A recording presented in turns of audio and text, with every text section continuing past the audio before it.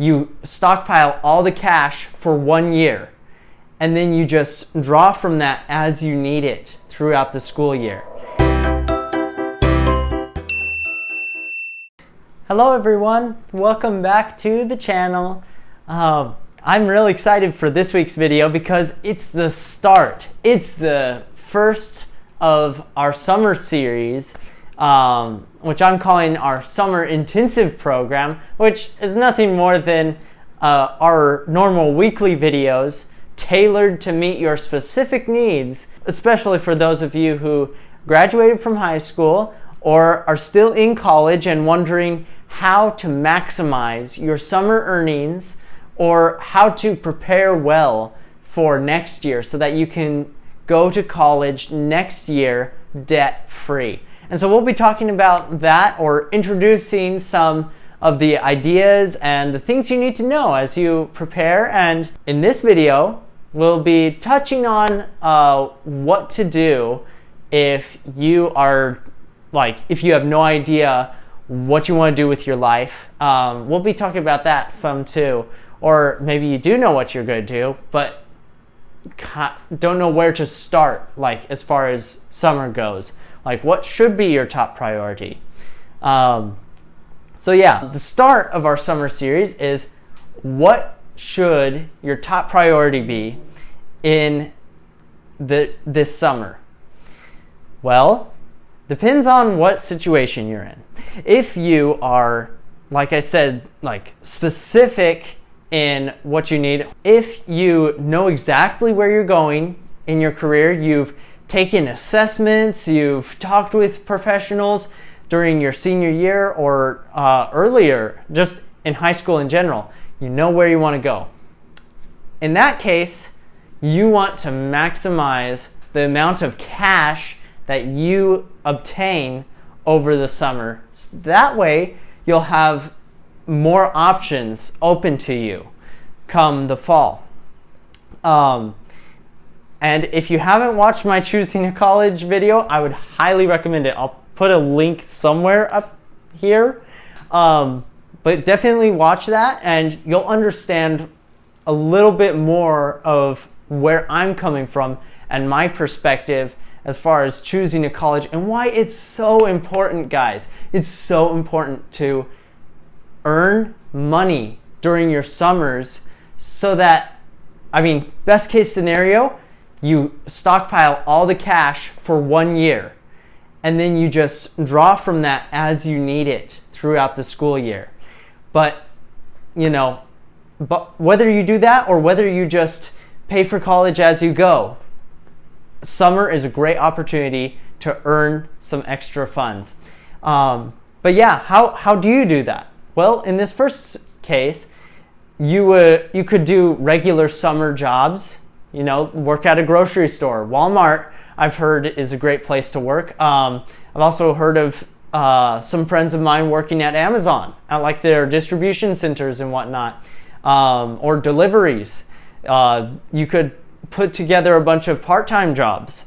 I know one person who did delivery for Papa John's and DoorDash and one other job, but they made quite a bit of money every week in tips. And so I think it was like $500 a week and then some, depending on how good things were going. 4th of July, by the way, is a great time to be delivering pizzas or to be anything with food delivery. It's a great time. Just putting that tip out there. You could also self-employ. I did that during my gap year. I would go out and knock on doors and just let people know in the neighborhood, hey, I'm trying to earn money for college. If you need any lawn care or landscaping needs, just call me up. I'd be happy to help you and give you some quality lawn help. And so that's what I did. I'm sure you could come up with something else. If you're skilled at cooking, you could maybe sell baked goods, or if you're skilled at sewing, or I know someone, there was this young lady who would do silk screening. And so she would make this business and put it online and whatnot. And over the summers, she'd say, okay, you send in your shirt and I'll silk screen whatever design you upload. And she made boatloads of money and ended up dropping out of college because she wanted to pursue her business. And that's fine, you know? College is not the end-all be-all by any means, but rather it is a step. And for many people, a very crucial step for them being qualified for their career later. But anyway, I'm getting ahead of myself. Another thing you can do, interning. Now, if you get a paid internship over the summer, that is fire. Because you're not only getting school credit if your major requires some hours interning, but you also get paid for it. So you can pay for the tuition and start knocking off some credits. That's a great way to earn some cash and lower expenses. Another way is scholarshiping. Now, I haven't had much success with it. A lot of you know this already. If you've watched my previous videos, let's see, I think it was the one where I was choosing to go debt-free. I tell the story of how I applied to over 100 scholarships and none of them panned out. But, you know, who knows? You, I hope, have more success than I did. It was brutal. But I know other people. In fact, I was talking with some of the financial people at a university that I was trying to go to. And they were telling me about how one of their students went onto fastweb.com and Chegg, and they created profiles and whatnot, and they entered in all their information as specific as possible and would just go down the list. And they'd apply to so many scholarships, way more than I did. Maybe that's why I didn't get a scholarship. But they applied to like 300, 400 scholarships, and they ended up paying their whole way through college with it. And it wasn't much, you know, like it wasn't one $200,000 scholarship. No, it was like 7 smaller, like couple $1,000 scholarships. But yeah, they helped her pay her way through. And so scholarshiping, here's the key. If you're going to do scholarshiping to earn cash over the summer, you have to treat it like a job. I know it's easy to put it off or to order pizza and play video games, but just like anything that earns money, it requires work. It requires effort. Now that doesn't mean that it needs to be arduous. No. It can be fun even. But you do need to put in the effort. So when you're scholarshiping, I'd encourage you to keep a timesheet for yourself and be like, am I using my time effectively? If I'm hiring myself to get these scholarships, am I doing a good job? Would I fire myself if I'm late to work?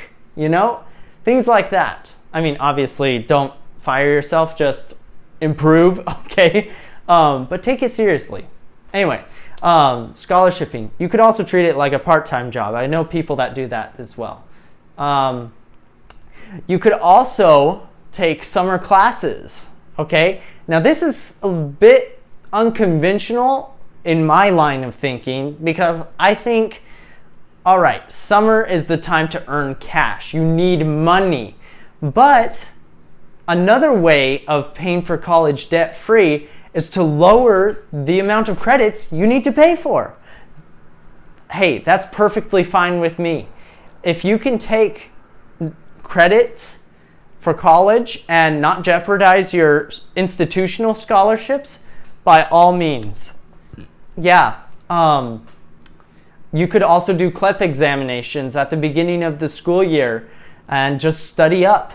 And that could be your summer earnings strategy. Another way, okay, and I know that this list is a little bit exhaustive, but again, I want to give you guys just some ideas that you can think about yourself.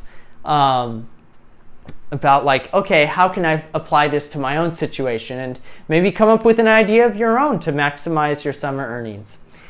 But this last one I want to mention for this case where you know you're going to go to college or a trade school and you need money to pay for it is working at summer camp or any other job where your college appreciates your work and will afford you an additional institutional scholarship. I know that at my university, they value what summer camps around the area are doing to help empower young people to move past different experiences and traumas that have happened throughout their life, or just giving them an opportunity to have some good fun.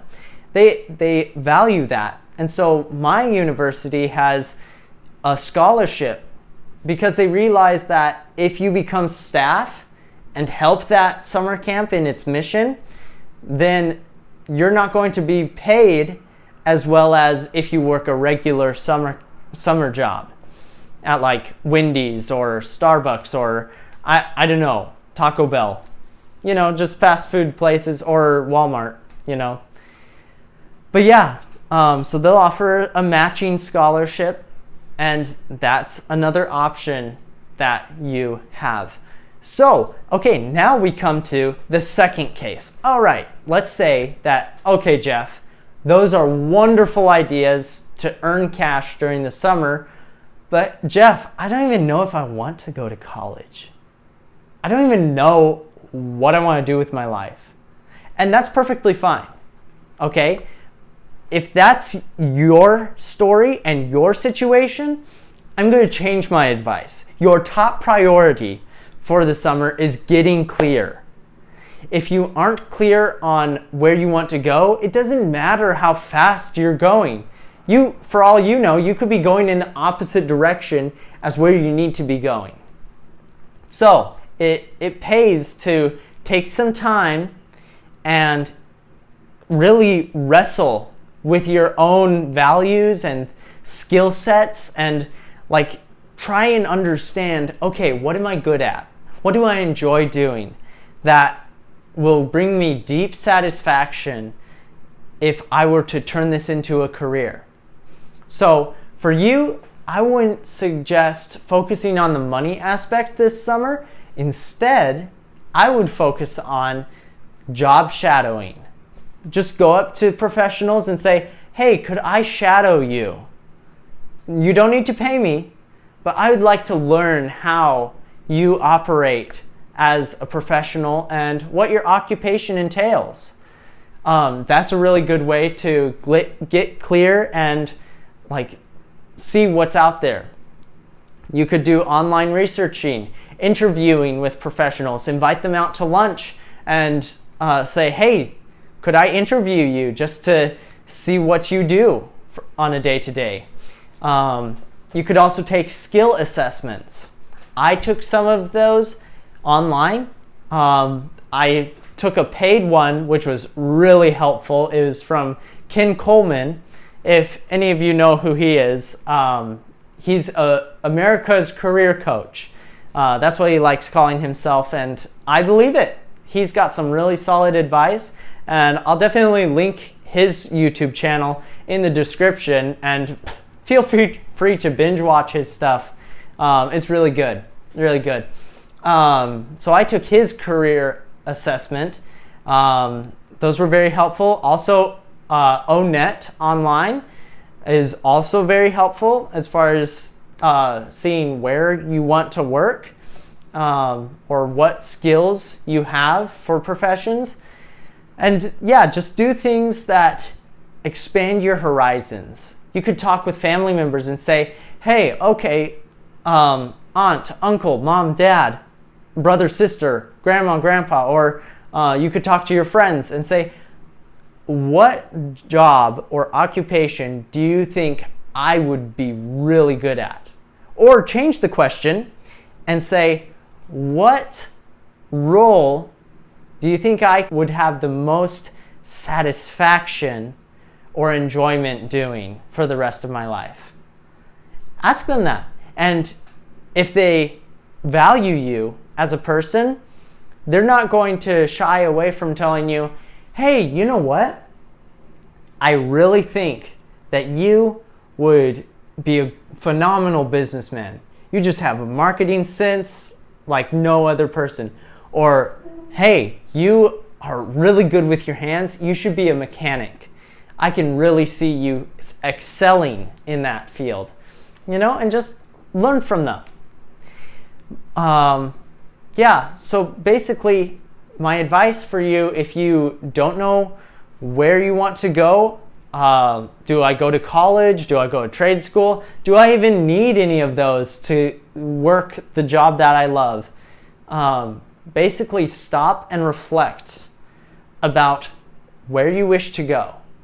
Stephen Covey, in his book, 7 Habits of Highly Effective People, shares an illustration of, like, I'm not sure if it's his illustration or not. It's been a while since I've read it, but basically, you have all these different walls.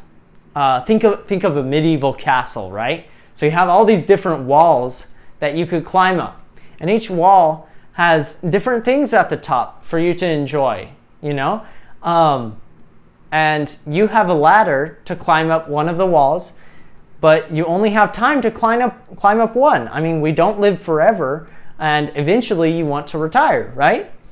Well, you don't want to be so focused on climbing up the ladder as fast as possible, because you might make the mistake of climbing up the ladder faster than anyone else, only to get to the top and look around and realize this is not the wall I was supposed to climb up. This is not the wall that I want to climb up. This is not where I'm supposed to be.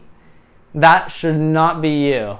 I remember having a time where I was climbing up a mountain, and it was okay. If you're from Colorado or Alaska, like not like those mountains, okay? But it was a very large hill, let me put it that way. And I thought for sure, oh, this is the hill I've been up 1,000 times. And so I just start on the trail, and little do I realize that I started out at the wrong trailhead. And I go up, and I'm at the top of this large hill, and I realized that I was so focused on blazing the trail that I went up the wrong hill. And so there I was. I could see the hill that I was supposed to be at, but alas, I had to head back down, and by the time I got back to the parking lot, there wasn't any time to go to the hill I really wanted to go up. So yeah, there's another analogy to this idea. If you stop and pause and actually take a moment to reflect and say, where do I want to go? Is this path actually the path that I should take? Is this ladder leaned up against the wall I want to sit on in my retirement? I would highly encourage you to think about that. Also, if you're unclear, consider a gap year. It's really helpful. I took a gap year and found it immensely helpful, not only for finances, so need more money? Take a gap year. Need more time to think about where you uniquely fit in society or where you would excel in an occupation?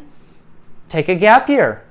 It gives you a whole lot more time to do some of those more introspective things, building your character as well as building your resume with like job experience and shadowing and actually knowing like what you need in college. And it's empowering. Clarity is very empowering. So, yep. Anyway, that's this tip for this week. And just to recap, if you know where you want to go and know that college or trade school is for you and you need to earn money this summer, by all means, go get it. Go get it. In if you are unclear, spend the summer job shadowing and researching. And now I'm not saying you shouldn't have a job or should turn down money. No. I'm just saying emphasize one over the other for your case. And basically, I'll end with this. In lowering costs to be debt-free, you really need to think outside the box and see how you could get a little more. Take advantage of whatever you can, because we don't have as many streamlined options as everyone else. If you choose to go to college debt-free, you're different from so many of the population. We don't have the option of taking out student loans to cover what our own blood, sweat, and tears can cover. And so you really need to get creative on, all right, how am I going to pull a little money here, cut a little bit of expenses here, and really squeeze your budget, taking all the resources you can and putting them to college. Well, I said that I'll be done. If you want to check out part 2 of this video, I'll be talking about how I personally am applying the principles in this video. So if that interests you, by all means, check it out. I'll probably link that as well in the description. Or who knows, YouTube, when its algorithm might recommend it to you. Anyway, I don't know. Please subscribe if you haven't already. And I noticed that a lot of you who are subscribed, which that's really good, thank you so much, you're not getting notified properly of when I release a new video. So that's what the notification bell is for. So you'll see subscribe and then you'll see the bell. Go ahead and click that bell. That way you don't miss any content that comes out. But yeah, anyway, that's all for this week. Until next time, remember that you have what it takes to free your future and your finances. See you guys.